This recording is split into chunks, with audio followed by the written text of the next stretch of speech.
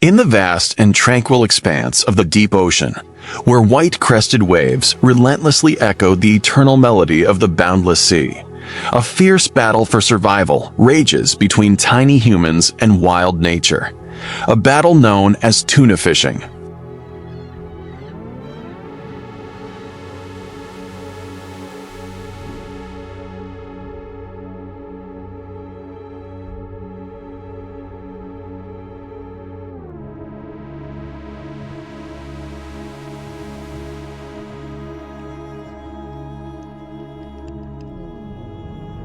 This tragic journey begins in quiet harbors at dawn, when the brilliant sun rises on the horizon, casting golden rays through the thin mist hovering over the water,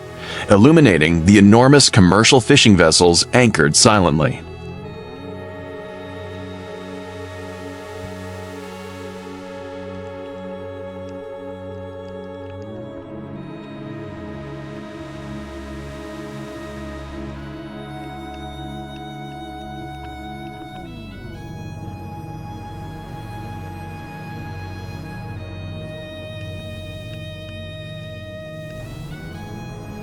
These heavy industrial machines bear rust-stained steel hulls, exposing intricate metal pipes, coils of steel cables as thick as a man's forearm, and towering cranes reaching towards the sky.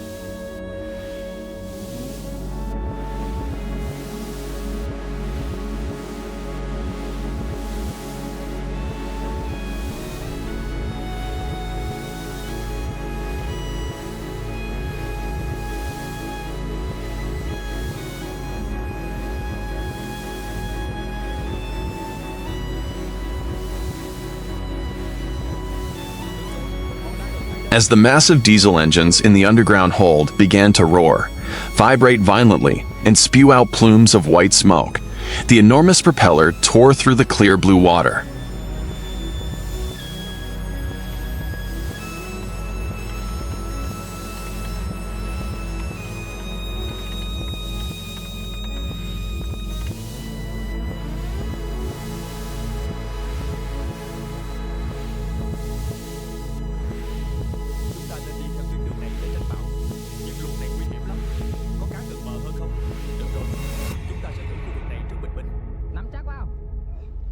Slowly propelling the ship away from the dock,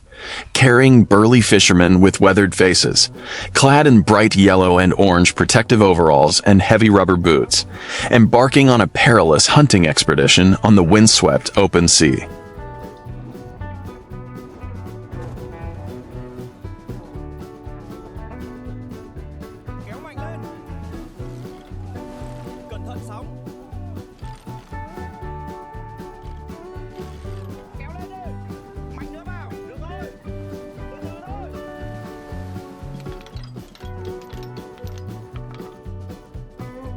Leaving behind the peace of land, they faced an extremely harsh and unpredictable ocean environment, where clear skies could quickly turn pitch black, unleashing torrential storms that lashed against the cockpit windows.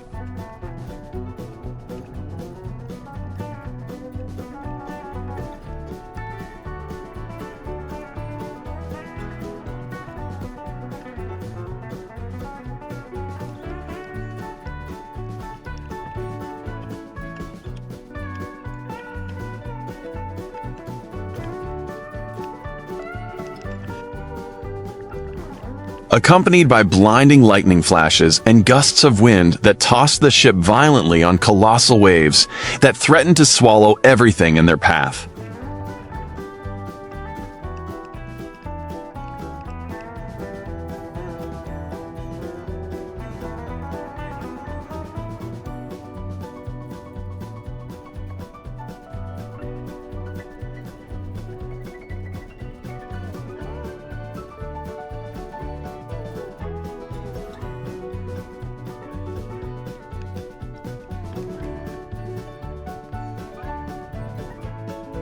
In the enclosed, silent, yet stifling and intensely tense cockpit,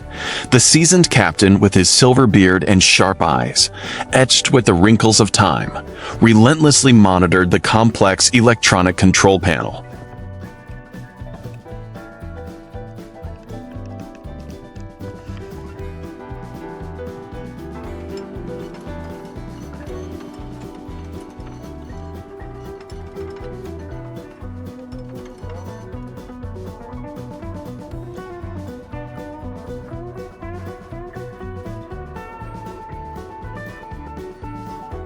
Here, sonar radar screens emitted a faint green light and blazed with dazzling, cloud-like, red-orange sound waves, signaling the arrival of a massive school of bluefin tuna moving beneath the deep sea.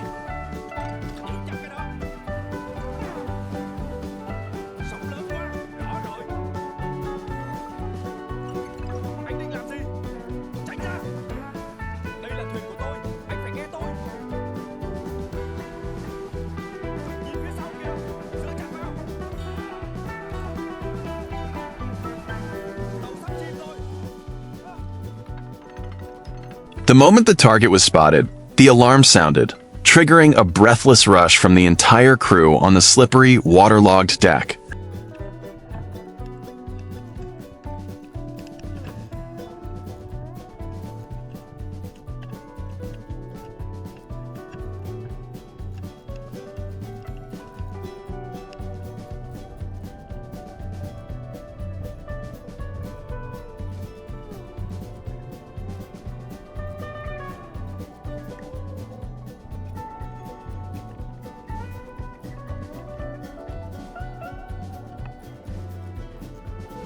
Dozens of fishermen began to coordinate seamlessly, like a perfect machine, using their rough, sinewy hands, clad in grease-stained rubber gloves and smelling of the sea.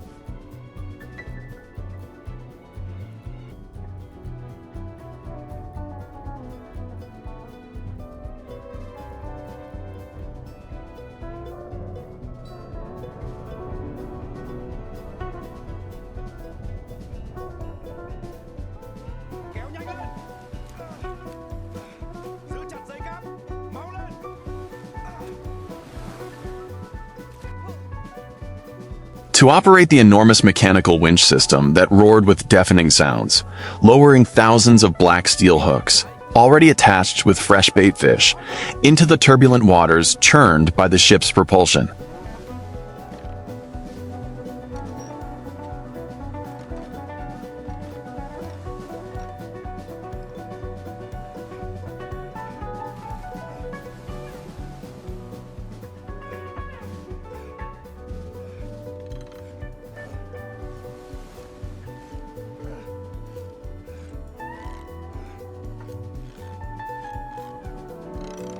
Deep beneath the tranquil, crystal-clear blue ocean,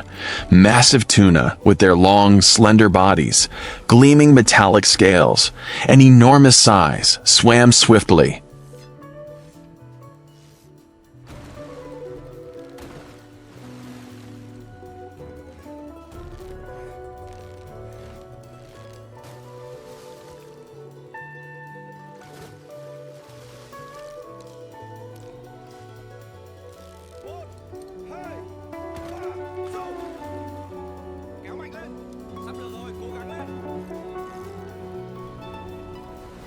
Their fins and tails cutting through the water in perfect hydrodynamic motion.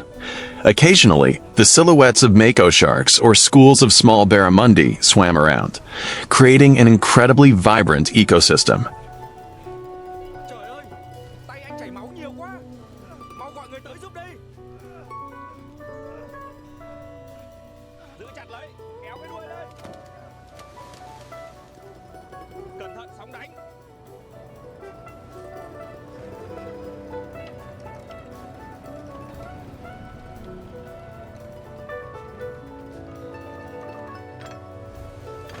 A deadly bite erupted, the sharp steel hook mercilessly impaling the creature's mouth,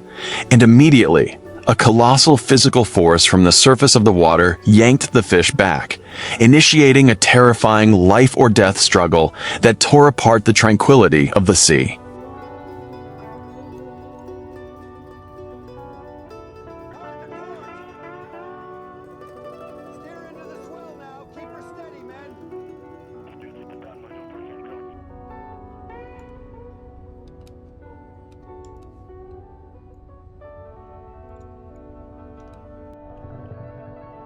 Below the surface, the tuna thrashed wildly in panic, its fins lashing violently, creating swirling clouds of white foam that mingled with the thick, dark red blood oozing from its wound, vaguely dissipating into the deep water like a tragic painting of nature.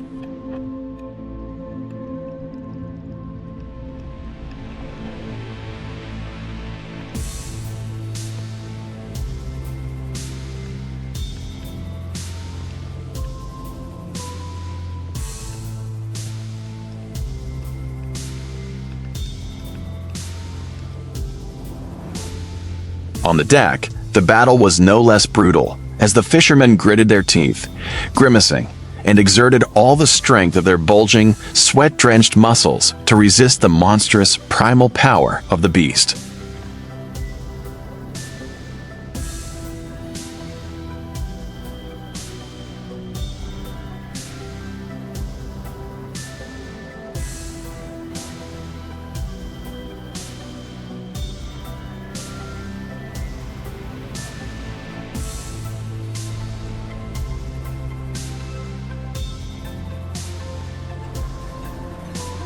They leaned back, their heels pressed firmly against the slippery steel deck, their hands gripping the taut cable like a guitar string about to snap, while the rusty winch relentlessly spun, reeling in every meter of lifeline.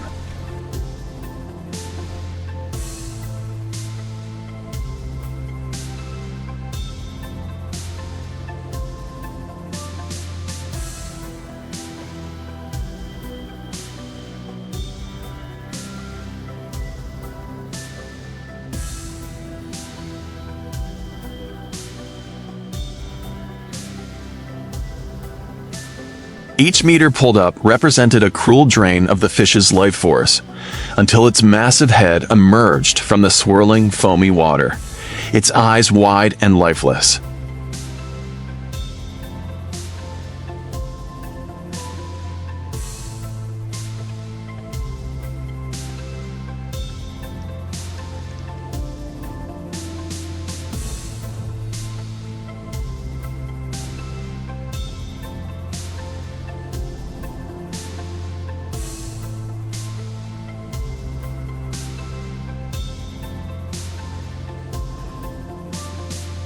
When the colossal sea monster was finally subdued, its weight of hundreds of kilograms stretched the steel cables taut, before being released with a resounding crash onto the metal deck, shaking the entire ship.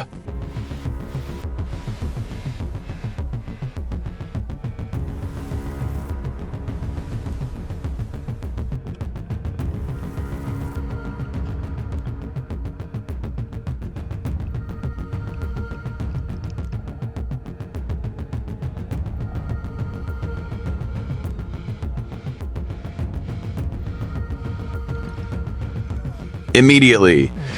the brutal, bloody, and industrially driven processing begins.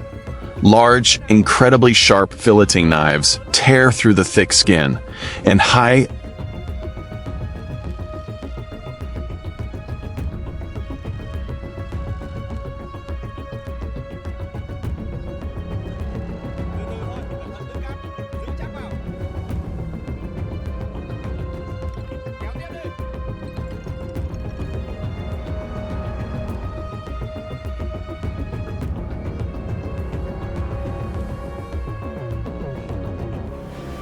pressure water jets relentlessly rinse the internal organs, causing bright red blood to flow profusely along the embossed grooves on the deck, gushing into the sea as a clear testament to the cruelty of the global food supply chain.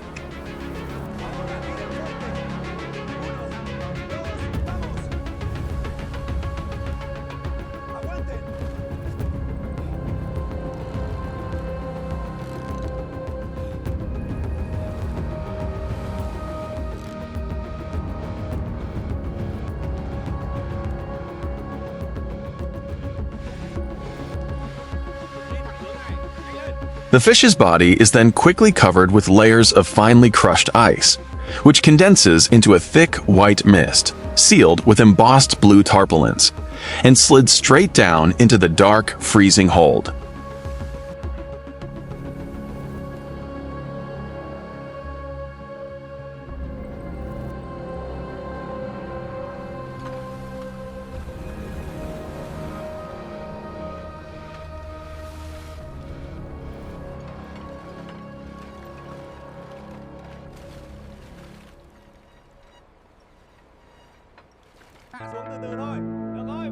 As the glorious sunset bathed the vast horizon in golden light, the majestic fishing vessel proudly sails back to shore, its hold overflowing with its catch,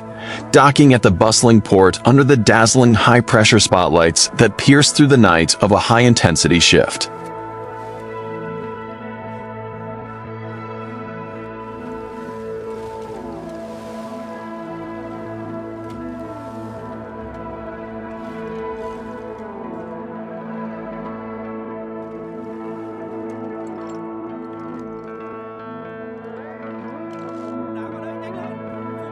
and slid straight down into the dark, freezing hold, where sub-zero temperatures freeze any previous attempts at survival, locking away the original freshness of the ocean's most precious ingredient.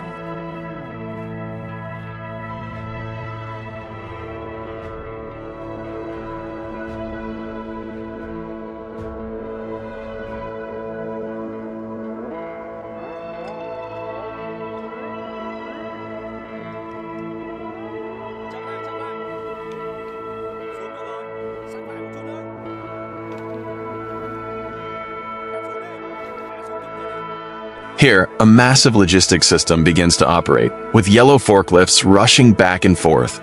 the roar of engines mingling with the shouts of helmeted dock workers, tirelessly loading the stiff,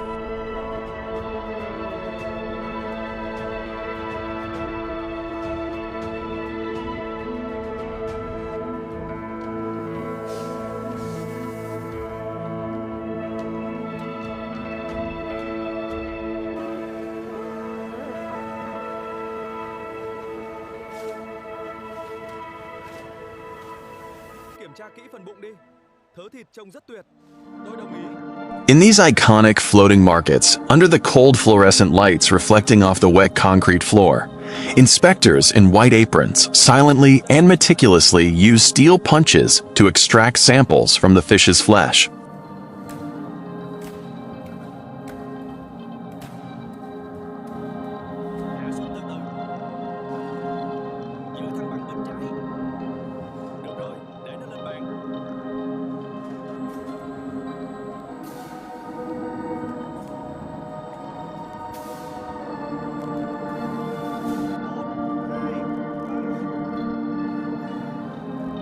Carefully examining each reddish vein to determine its value in an extremely tense, fiercely competitive, and highly specialized auction atmosphere.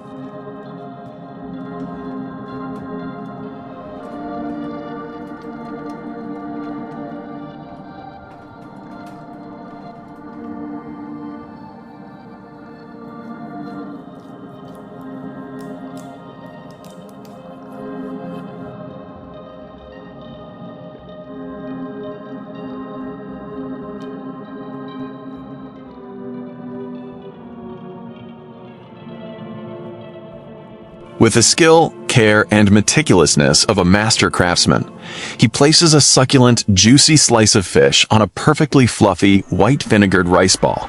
creating an exquisite culinary art called nigiri, before it is neatly arranged in black lacquered boxes with red rims or picked, up with dark wooden chopsticks to be placed into the mouth of the discerning diner waiting, officially closing a magnificent,